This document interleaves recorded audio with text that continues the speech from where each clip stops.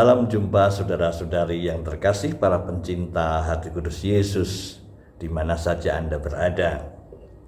Banyak orang bertanya, apa isi iman Allah Tritunggal? Satu Allah, tiga pribadi. Iman ini kita pakai di dalam tanda salib, di dalam doa-doa kita, di dalam setiap kali kita merenungkan dan mengucapkan pujian. Tetapi meskipun populer, sering dipakai, iman ini begitu sulit dimengerti. Itulah kalau kita merenungkannya dan menghubungkannya selalu dengan matematika. Saudara-saudara terkasih, iman Allah Tritunggal bukan matematika, bukan rekaan dan spekulasi. Iman ini kita terima dari peristiwa wahyu. Di dalamnya Allah mengkomunikasikan kehendak-Nya serta perintah-Nya. Tetapi yang terutama adalah Allah mau membuka dunia batinnya bagi kita. Di sanalah kita melihat bahwa Allah adalah kasih, Allah adalah hidup, Allah mempunyai di dalam dirinya cinta yang akan dibagikan kepada kita.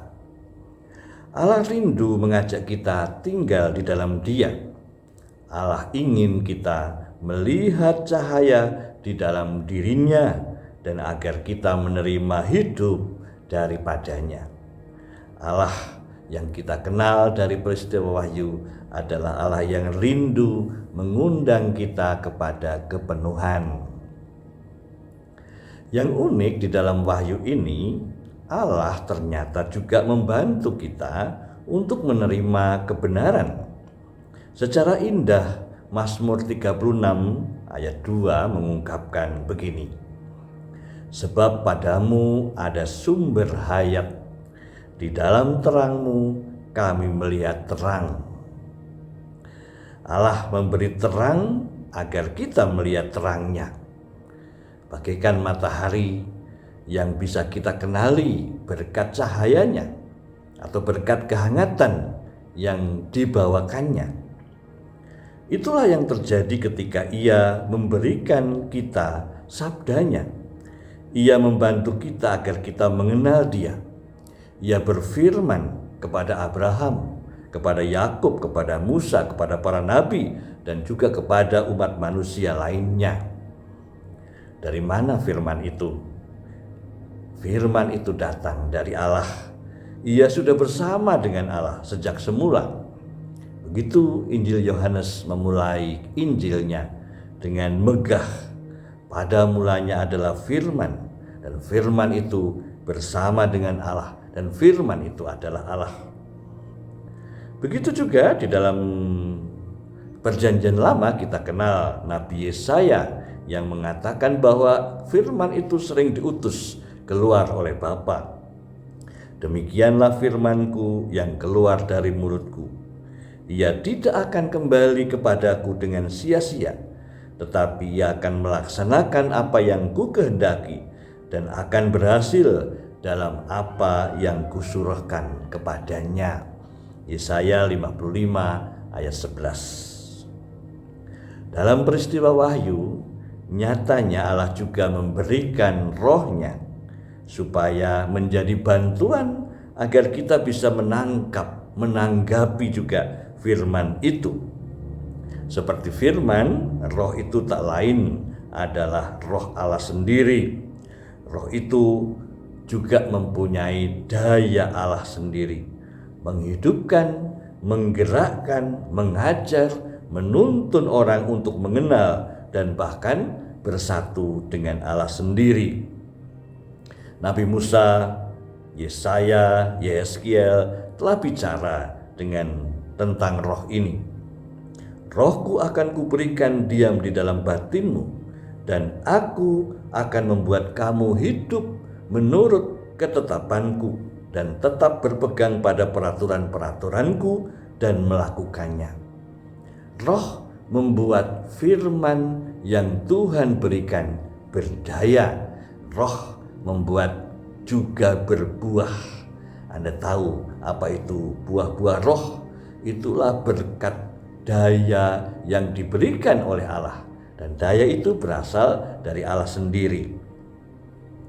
Sekali lagi, dalam terangmu kami melihat terang.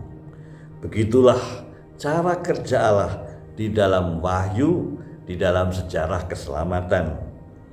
Ia menghendaki kita datang kepadanya, tetapi sekaligus ia membantu kita dengan seluruh kekuatan batinnya. Dan ini yang menarik, Allah membantu kita dengan seluruh kekuatan batinnya. Apa itu? Itulah firman-Nya, itulah roh-Nya. Pada mulanya adalah firman, firman itu bersama-sama dengan Allah, dan firman itu adalah Allah. Ia pada mula-mulanya bersama-sama dengan Allah. Segala sesuatu dijadikan oleh Dia. Nah, di dalam perjanjian baru, Allah mengambil langkah yang luar biasa, yang tidak terbayangkan oleh bangsa manusia manapun. Firman-Nya itu bukan hanya disuarakan, tetapi diutusnya untuk tinggal di antara manusia. Caranya adalah ia menjadi manusia dan menjadi salah satu dari kita. Ternyata Allah tidak hanya rindu bahwa kita tinggal di dalam Dia, tetapi Ia juga ingin tinggal di antara kita. Itulah Immanuel, Allah beserta kita. Maka sabda Allah menjadi manusia, manusia yang sejati. Ia bisa disentuh, ia bisa didengar, diajak dialog, yang sakit dikunjunginya, para pendosa disapa, yang lemah dikuatkan, yang tuli bisa mendengar, yang buta melihat, bahkan yang mati disentuhnya dan dibangkitkan.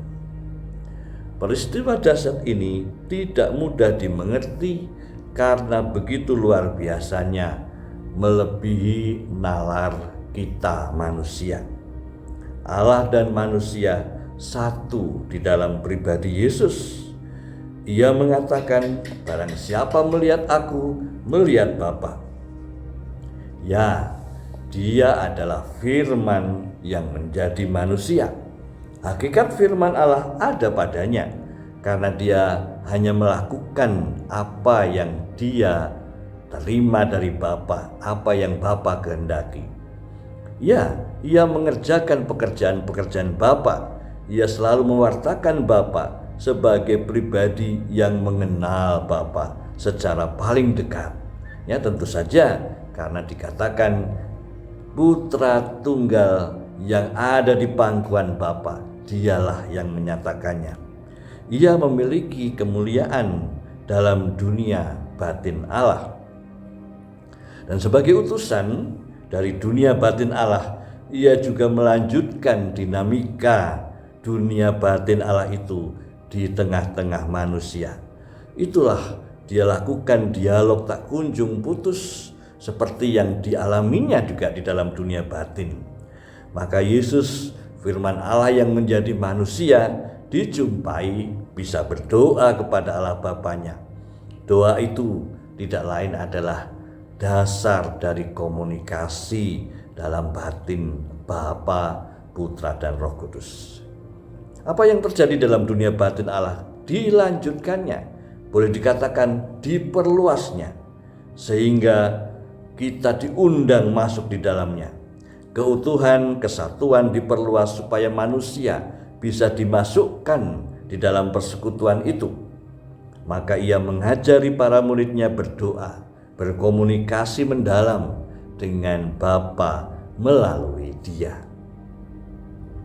Misi firman yang lahir dari Bapa karena itu adalah untuk mengenal Allah, satu-satunya Allah yang benar, agar kita bersama Dia seperti Dia bersama dengan Allah.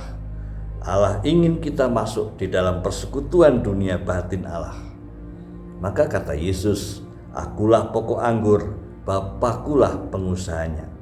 Tinggallah padaku, akulah pokok anggur dan kamu ranting-rantingnya. Tidak ada orang yang dapat datang kepada Bapa kalau tidak melalui aku. Demikian sabda Tuhan. Artinya hanya yang mendengarkan sabdanya dapat datang kepada Bapa yang adalah asal dari sabda itu. Saudara-saudara, masih ada satu lagi tindakan Allah dalam sejarah Wahyu. Seperti di dalam perjanjian lama, dalam perjanjian baru pun Allah tidak hanya berfirman, tetapi juga menggerakkan kita dari dalam. Allah memberikan kepada kita rohnya sendiri. Ia disebut Roh Kudus karena berasal dari Allah yang kudus. Yesus menyebutnya roh penghibur, roh penolong, karena ia akan membantu kita mengenal Allah lebih dalam. Ia akan mengingatkan kita akan dosa, akan pengampunan dosa yang dari Bapa, dan akan kebenaran dari Allah sendiri. Ia tidak akan berbicara pada dirinya sendiri, tetapi tentang apa yang didengarnya dari Yesus. Jadi kita melihat betapa all out-nya Allah mau mengajak kita mengenal Dia. Betapa all out-nya pewahyuan Allah itu, penyingkapan diri Allah. Allah ingin sepenuhnya kita tinggal dan menanggapi sabdanya. Allah bekerja dengan seluruh dunia batinnya. Ia bekerja dengan firman yang langsung datang darinya, dan ia memberi kita daya yang membantu kita menggerakkan iman dari dalam hati kita. Allah dengan firman-Nya dan dengan rohnya itulah Allah yang satu, Allah Bapa, Allah Putra, dan Allah Roh Kudus. Ketiganya memang berbeda, tetapi kita tahu asal dari firman, asal dari Roh Kudus, itulah dari Bapa. Sekali lagi Mazmur 36 ayat 2. Sebab padamu ada sumber hayat, di dalam terangmu kami melihat terang.